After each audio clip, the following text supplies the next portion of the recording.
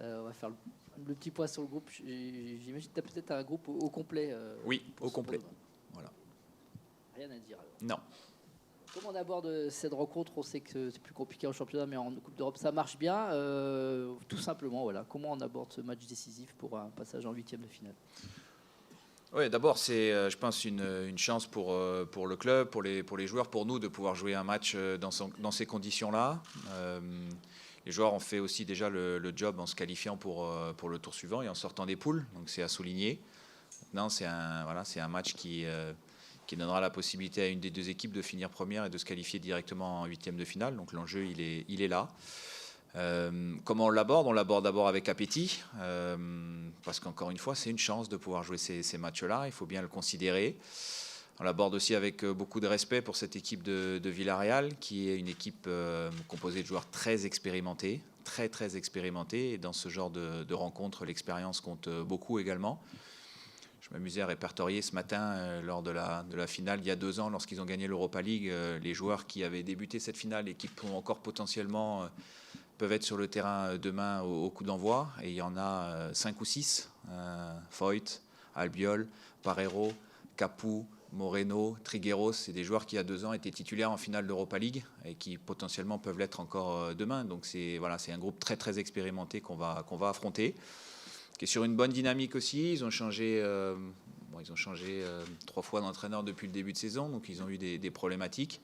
Et hormis la défaite contre la Real Sociedad ce week-end, ils sont plutôt sur une bonne dynamique. Donc ça sera une équipe complètement différente du match là-bas lors de la phase aller.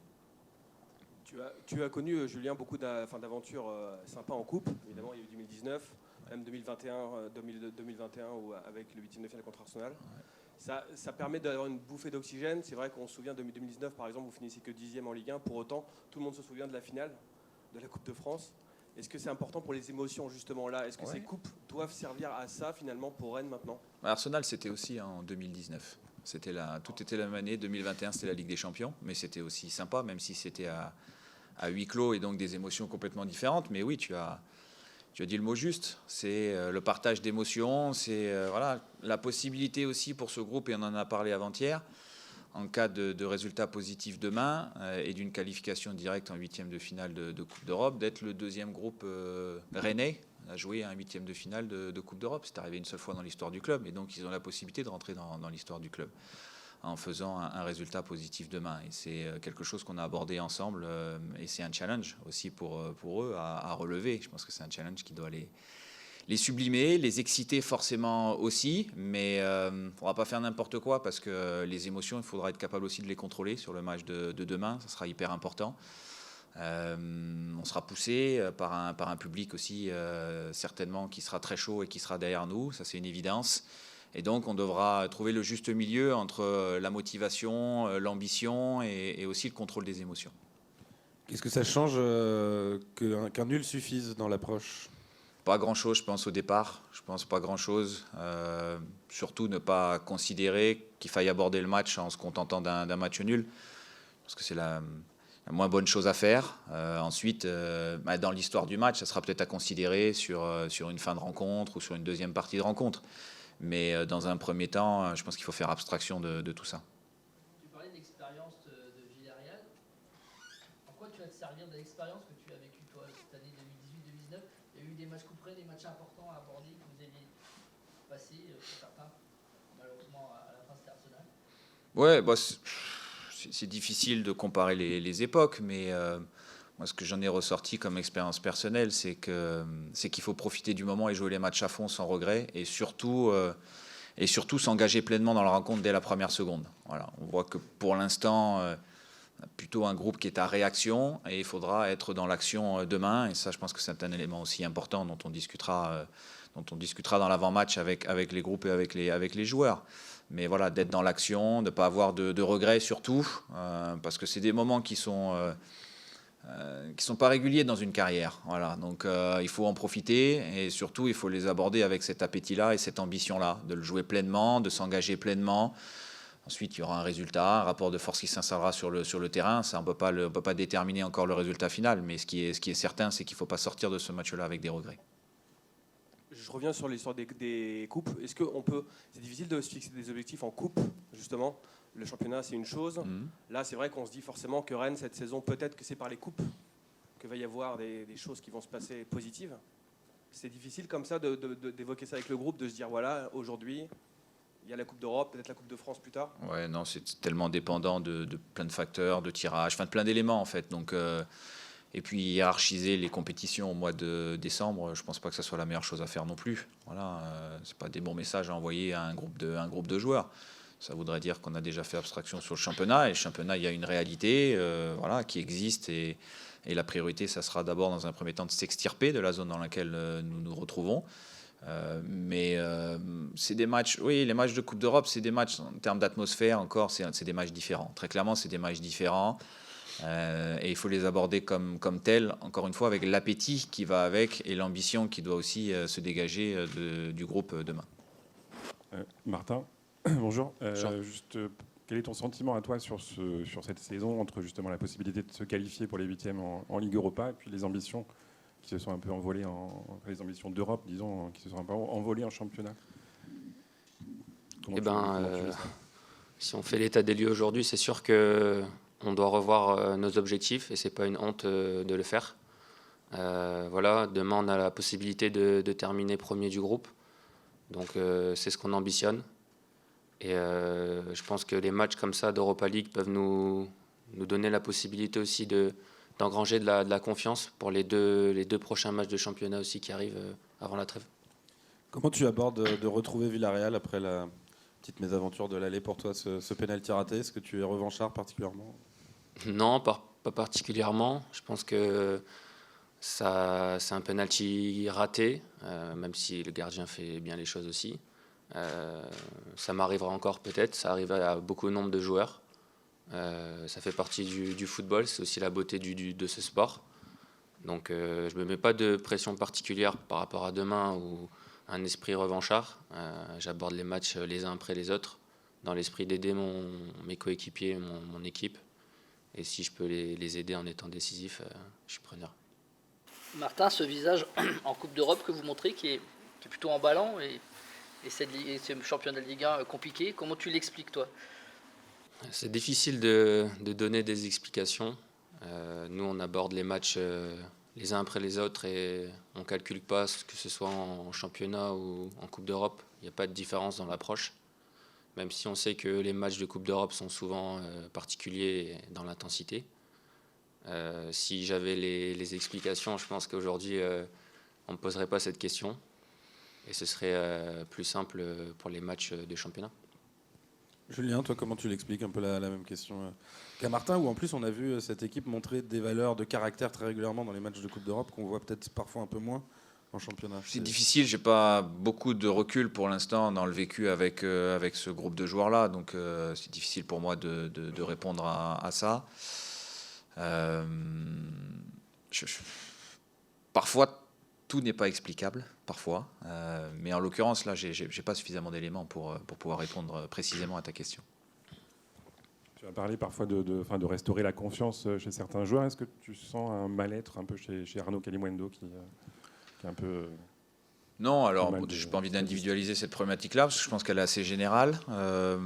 Ensuite, moi je vois un groupe de joueurs qui travaille beaucoup, qui est très conscient de la situation et qui du coup est extrêmement touché par ça. Parce qu'il n'y avait pas de prise de conscience, il serait certainement moins touché, mais il y a un groupe qui est touché parce qu'il y a une prise de conscience, parce que ce sont des gars investis, très professionnels, qui s'engagent et qui travaillent énormément. Voilà, maintenant, c'est vrai qu'il y a ce déficit de confiance-là.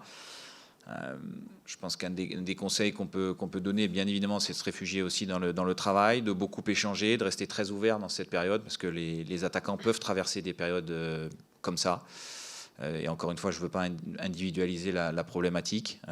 Donc rester ouvert, rester très concerné, s'engager pleinement dans son quotidien, dans son professionnalisme pour faire tourner les choses. Et puis profiter de toutes les opportunités aussi qui nous sont données en termes de soutien. Et le match de demain en fera partie aussi pour restaurer cette confiance-là et reconstruire des choses progressivement. Pour parler un petit peu de tactique et donc du système que tu as mis en place depuis ton arrivée, Julien, Qu'est-ce que tu dirais que tes joueurs doivent peut-être mieux appréhender dans l'animation de ce système qui est assez particulier? Qu'est-ce qu'ils peuvent progresser? Sur quoi ils peuvent progresser dans cette animation? Ouais, il y a plusieurs choses. Forcément, quand c'est nouveau comme ça, on a beaucoup de matchs qui s'enchaînent, donc aussi très peu de temps sur les séances d'entraînement pour développer. Je pense que janvier-février doit nous servir à une période justement avec des semaines beaucoup plus, je dirais, régulières de travail complète pour développer des choses. Mais je trouve que globalement, sur le plan défensif, on concède assez peu. Après, on a toujours cette constance de petits trucs qui ne tournent pas en notre faveur pour différentes raisons. Après, avec le ballon, on a encore quelques soucis de positionnement pour se mettre dans des bonnes zones et créer des supériorités numériques. Je pense qu'à l'initiative de la première relance, on peut engager aussi un petit peu plus dans la prise de responsabilité. Et puis après, c'est un système qui doit pouvoir nous amener à avoir beaucoup de monde dans la surface de réparation, donc dans l'accompagnement et dans la nature des courses qu'on fait dans la surface. Je pense qu'on a encore aussi quelques axes d'amélioration. Bon, c'est des choses qu'on a déjà évoquées avec les joueurs. Bon. Voilà, donc, mais comme tous les systèmes, c'est après le niveau de confiance, le niveau d'ambition, le niveau d'engagement qui va le valider ou pas. Voilà, donc restaurer cette confiance, c'est prioritaire. Et puis maintenir un haut niveau d'engagement aussi, ça me semble essentiel, et encore plus sur les matchs de Coupe d'Europe. Julien Martin dit on doit revoir nos objectifs, et ce n'est pas une honte de le dire. On ne l'a pas entendu tant que ça, ce discours. Est-ce qu'il faut aussi dédramatiser une saison qui serait peut-être moyenne pour le Stade Rennais, selon toi? Je souscris complètement à ce que vient de dire Martin. Ça peut faire partie de l'histoire d'un club, d'avoir une saison moins bonne. Ça ne veut pas dire qu'il faut l'accepter encore aujourd'hui, mais ça peut en faire partie. Ça fait partie aussi de l'histoire d'un joueur ou d'un vestiaire de vivre ça. Et je suis aussi intimement convaincu que trouver les ressources, l'énergie et les réponses adéquates pour se sortir d'une situation peut être aussi extrêmement bénéfique pour tout le monde, que ce soit pour un vestiaire ou aussi pour un club. Je crois que sur les 6 dernières saisons, seuls Paris et Rennes ont fait 6 qualifications consécutives en Coupe d'Europe. Seuls ces 2 clubs-là. Donc ça veut dire que des gros clubs comme Marseille, comme Monaco, qui sont encore des clubs peut-être plus huppés que le nôtre aujourd'hui, ont passé des saisons sans Coupe d'Europe. Voilà. Donc c'est pas de dédramatiser, c'est de regarder ce qui se passe aussi ailleurs, de voir que ça peut arriver à un certain type de club, et que donc le mot honte, je trouve que c'est le mot le plus approprié. C'est pas une honte, et pour autant, en tant que compétiteur, on n'a pas envie de l'accepter dans le temps où on est, mais c'est pas une honte, loin de là. Et je pense qu'il y a des challenges à relever à travers ça aussi, dans cette situation-là, et des choses à aller chercher. Dans la capacité de rebond que peut avoir le club, que peut avoir ce vestiaire-là, justement pour développer encore d'autres valeurs qui peuvent être extrêmement bénéfiques dans la poursuite de l'histoire du club et dans la poursuite de l'histoire de ce vestiaire. Est-ce que le fait qu'il y ait 3 matchs en une semaine, comme ça, 3 matchs importants, va t'obliger à un peu gérer le groupe, justement, d'avoir des choix différents sur ces 3 matchs-là? Est-ce que c'est difficile, justement, de devoir gérer ces 3... Hiérarchiser, c'est pas simple. Lorsque tu as la possibilité, justement, pour ce vestiaire-là, je disais tout à l'heure, de rentrer dans l'histoire du club en se qualifiant pour les 8e de finale d'une Coupe d'Europe. Mais on a aussi à l'esprit, bien évidemment, qu'il y a 2 matchs de championnat derrière, mais step by step. Et forcément, il y aura des rotations avec 3 matchs en 6 jours. Dans une fin de bloc comme ça, au mois de décembre, après une demi-saison très dense, il y aura forcément des rotations, une nécessité de fraîcheur à un moment donné. Des choix seront faits pour demain, certainement d'autres pour dimanche, mais de pouvoir anticiper les choix sur le match d'après ou celui encore après, c'est très difficile, parce que c'est aussi conditionné à des états de forme, à d'éventuelles blessures, à d'éventuelles suspensions. Donc moi, je réfléchis match par match. Il y aura des choix qui seront faits sur le match de demain. On estimera que l'équipe qui débutera, c'est l'équipe qui sera la plus à même, en tout cas, de commencer la rencontre, avec aussi l'importance de ceux qui vont la finir. Et puis on réfléchira ensuite à l'issue du match à ce qui se passera à Toulouse. Aussi pour tous les deux, sur la Ligue Europa cette saison, on a vu un peu, il y a des reversés en Ligue des Champions, c'est costaud, des belles équipes comme Benfica, comme d'autres vont arriver aussi. C'est vraiment une compétition qui est quand même de haut niveau, et le 8e de finale ou même le 16e que vous jouerez, ça sera d'un vrai bon niveau après. Ouais, c'est une compétition très très relevée. La formule fait qu'aussi avec les 3e de Ligue des Champions reversés sur un barrage, je pense que ça renforce encore la nature et la qualité de cette compétition. Voilà, donc mais les joueurs en ont bien conscience. C'est aussi pour ça qu'ils savent très bien que jouer à 100%, c'est le minimum pour pouvoir performer. Donc voilà, c'est une très belle compétition qui peut permettre de générer beaucoup d'émotions et durant laquelle on peut retrouver des équipes de grande valeur avec des joueurs aussi de grande expérience. Je faisais référence à Villarreal demain, mais Villarreal, c'est un grand club, c'est une grande expérience européenne.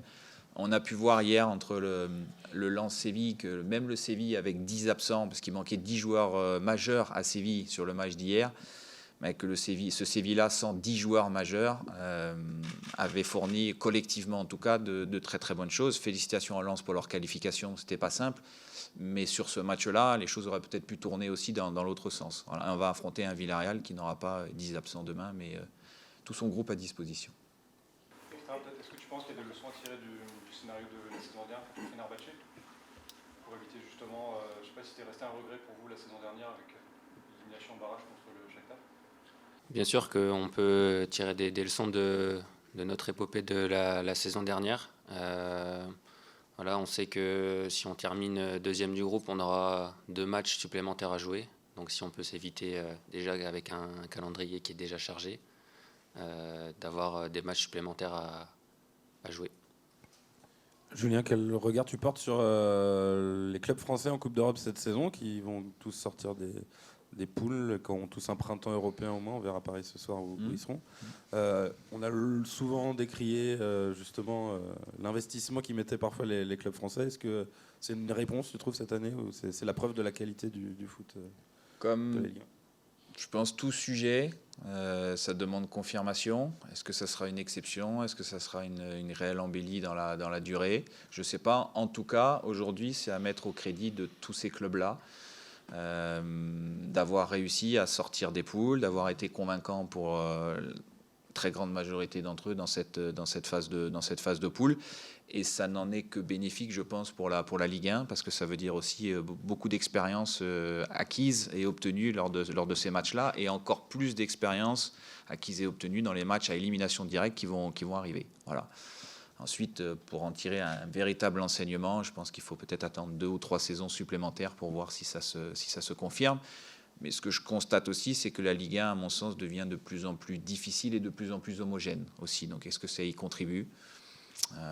Encore une fois, c'est à confirmer. Justement, j'allais te poser la question, est-ce que la Ligue 1 à 18, avec des matchs qui sont quand même âpres, on sent que tout le monde peut, c'est pas impensif de dire que tout le monde peut battre tout le monde. Oui. Est-ce que ça aussi, ça contribue au fait qu'on soit plus performant en Coupe d'Europe ou pas du tout? C'est possible, mais je vais faire la même réponse. Il faudra demander, ça demande confirmation encore, parce que la Ligue 1 à 18, c'est aussi récent. Donc voilà, tout ça, c'est le temps qui nous le déterminera vraiment de manière plus précise, mais c'est possiblement une partie de l'explication, en effet.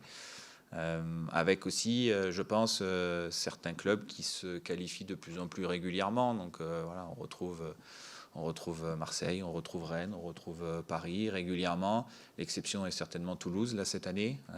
Voilà, mais plus il y a des locomotives avec des clubs et des joueurs qui la jouent régulièrement, et plus ça renforce aussi certainement la possibilité de performer dans ce type de compétition. Martin, tu en es où dans tes sensations par rapport au niveau auquel tu aspires? Comment je me situe? C'est de mieux en mieux. Physiquement, je retrouve des choses que j'avais forcément perdues avec une blessure qui était longue. Mais je reste patient. Je sais qu'il va falloir que je passe encore par des étapes de travail qui sont intenses. Mais sinon, je me sens de mieux en mieux. Merci.